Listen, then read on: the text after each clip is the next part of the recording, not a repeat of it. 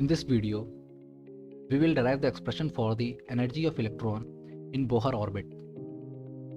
So to derive it, first of all, we need to know that what is the total energy of electron in an orbit. So total energy, as we all know, is given by kinetic energy plus the potential energy. So the electron is bound by what kind of energy? The kinetic energy will be equals to half mv square, and the potential energy will be equals to minus E square by 4 pi epsilon naught r. This potential energy can be easily derived. Let me derive it here. From infinity to the r, that is orbit of radius r, E square divided by 4 pi epsilon naught r square dr. This is force, obviously.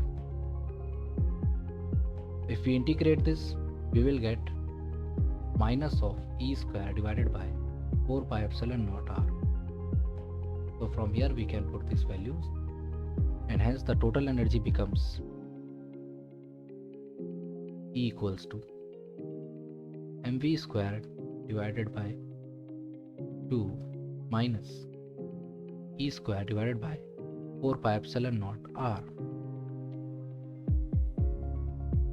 Now, we all know that velocity is equals to E divided by square root of 4 pi epsilon naught mr.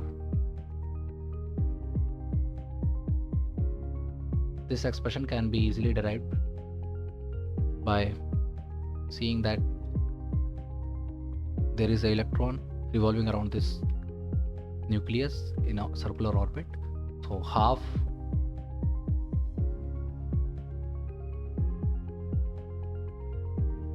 there will be mv square by r equals to 1 upon 4 pi epsilon naught E square by r square.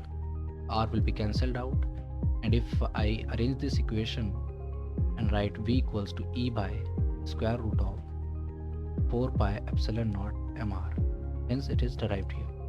So I will put this value of v here in this equation, and hence I will get E equals to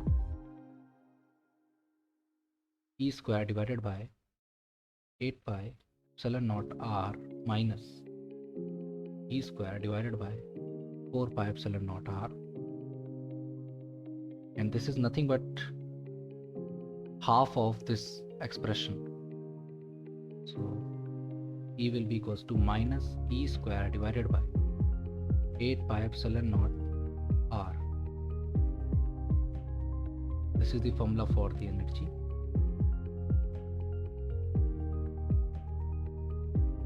And hence if I put the value of Rn, which I have already derived in previous video, epsilon naught n square h square divided by pi E square m.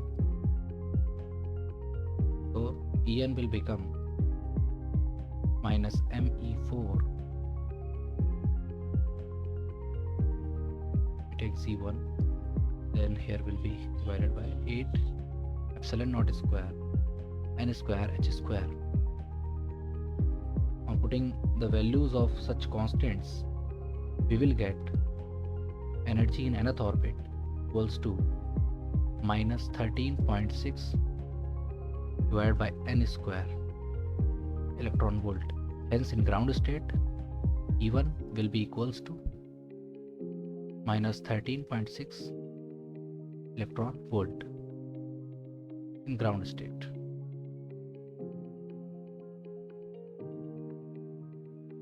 And from here we can make one more conclusion, that if n is tending to infinity, if this value n in denominator becomes infinity, hence we can say that E is tending to 0, or you can say becomes 0. So if n is infinity, E will be 0. That is, if the orbit is much larger, that it tends to the infinity, and in that case the electron will no longer be a part of that atom, or you can say its energy will become 0.